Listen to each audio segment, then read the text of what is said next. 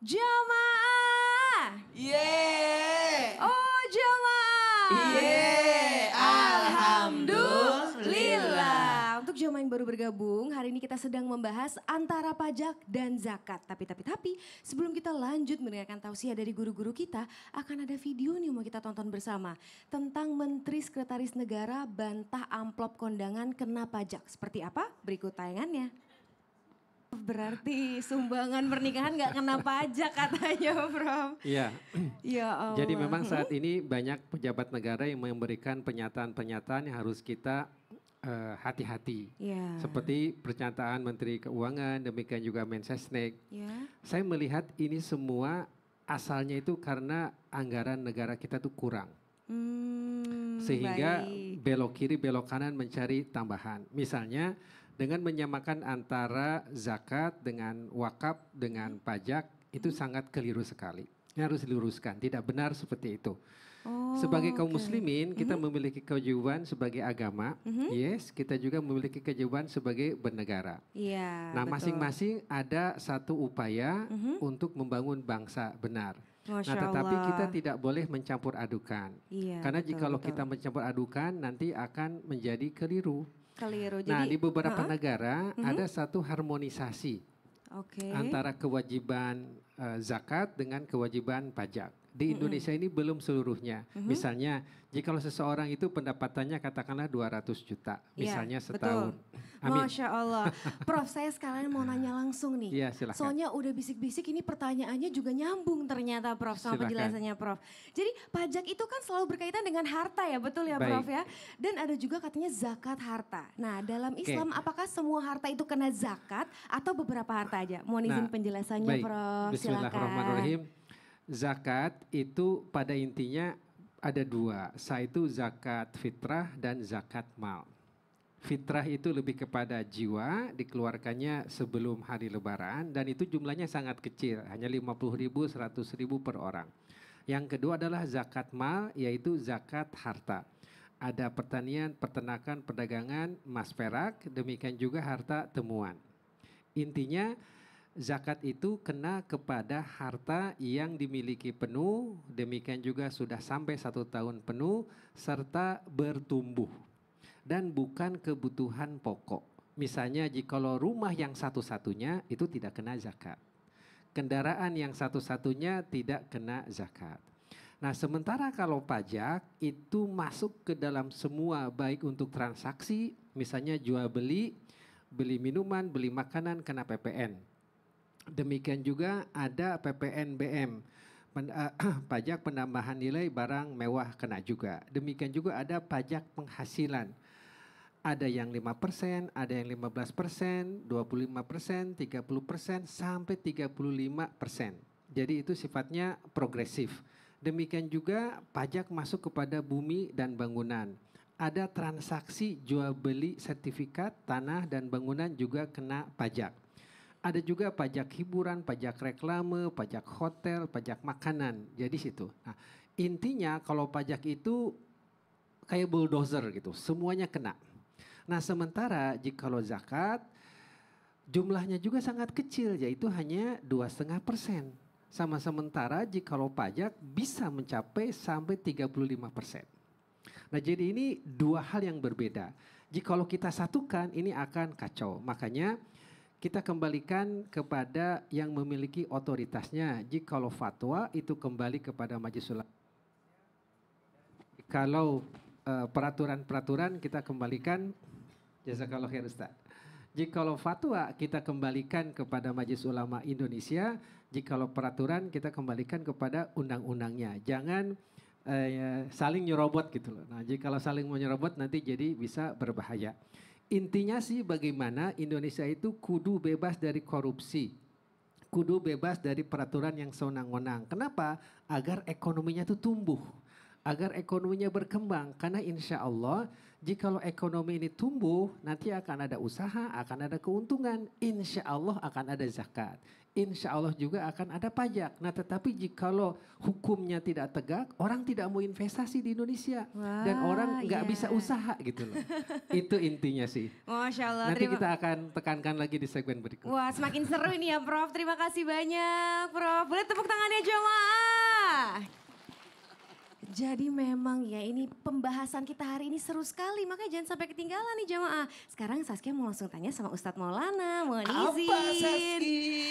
Jadi Ustadz, emang benar ya? Apa itu? Ada yang bilang bahwa membayar zakat itu bisa meringankan pajak.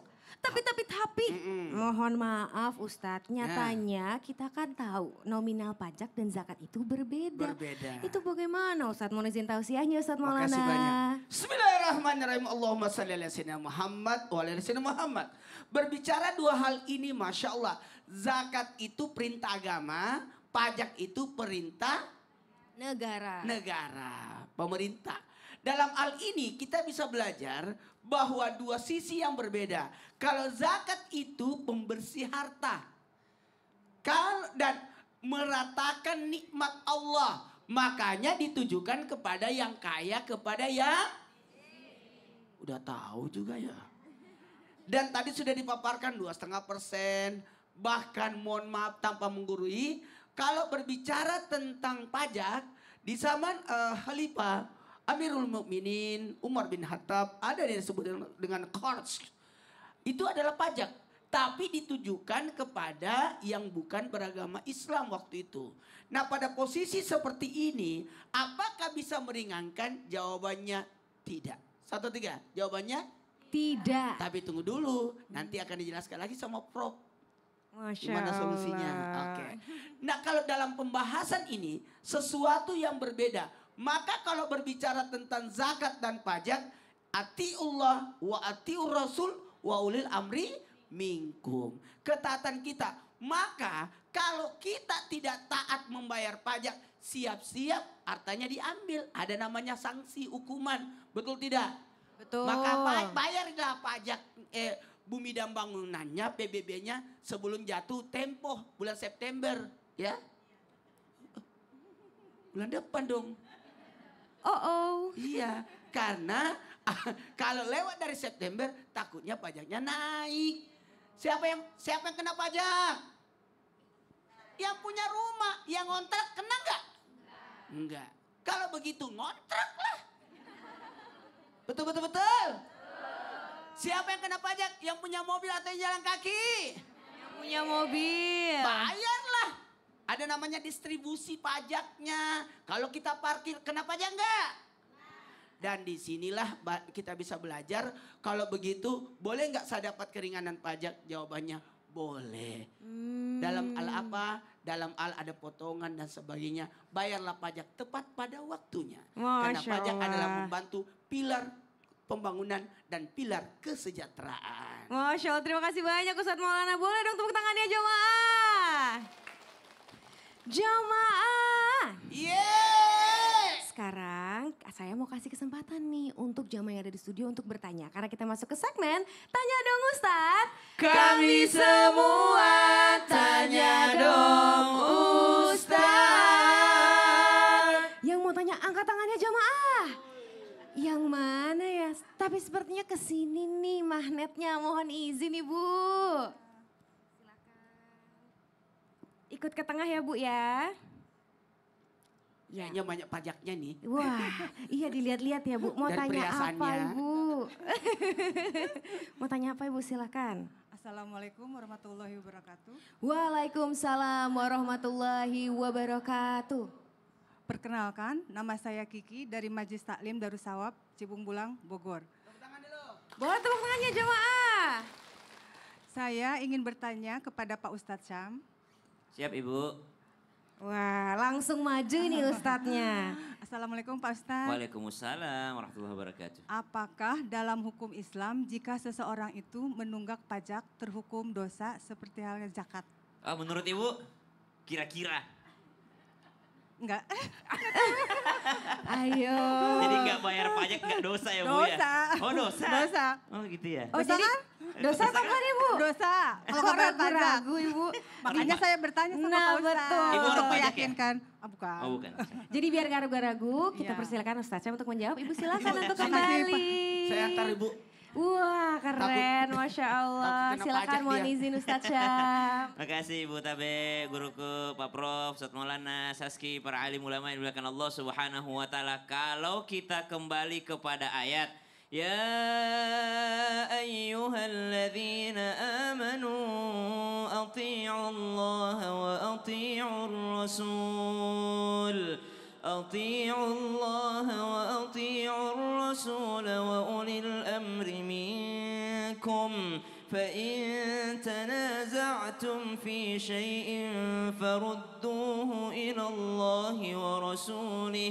Kalau kita kembali kepada ayat itu ada perintah untuk taat daripada pemimpin lalu kita tidak taat aturan pemimpin maka bisa dikategorikan dosa. Kalau kita ikut ayat itu, maka ulama membagi, apakah saya boleh lari dari pajak? Nah, itu aja pertanyaan. Apakah boleh saya mensiasati pajak? Maka ulama memberikan jawaban, dilihat dulu pajaknya. Kalau pajak tersebut untuk kemaslahatan umum, untuk kebaikan banyak orang, lalu Anda tidak mau berkontribusi di dalamnya, padahal itu untuk kebaikan diri kita sendiri juga dan untuk kebaikan daerah kita, negara kita. Contoh misalnya pembangunan jalan tol. Kira-kira ada nggak di sini ibu-ibu kalau saya tanya, ibu ada yang mau wakaf nggak buat tol? Ibu, ayo wakaf Bu buat jalan raya, ada nggak kira-kira? Oh nggak ada yang mau wakaf, ya udah kalau gitu kita cari gimana caranya biar orang nyumbangnya. Oh pajakin aja. Nah ini untuk kemaslahatan umum. Kalau jelas-jelas pajak itu untuk kemaslahatan umum, lalu kita menghindar, lalu kita menikmati juga jalan tersebut, maka bisa terhitung berdosa kalau lari dari pajak. Tapi ternyata pajak tersebut bukan untuk kemaslahatan umum, tidak tahu lari kemana, dinikmati orang-orang tidak bertanggung jawab yang sudah berompi oren sekarang. Kita tidak tahu di mana nih larinya pajaknya. Apakah bisa lari? Sebaiknya jangan lari juga. Kenapa? Memang di dunia ini peradilan tidak ada yang adil 100%.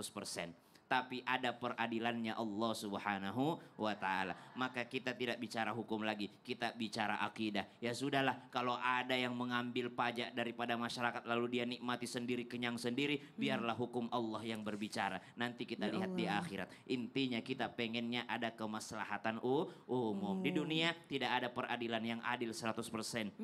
Yang Betul, adil Ustaz. 100% hanya pengadilannya Allah di mana mulut sudah dikunci, tangan yang bicara, kaki yang bersaksi.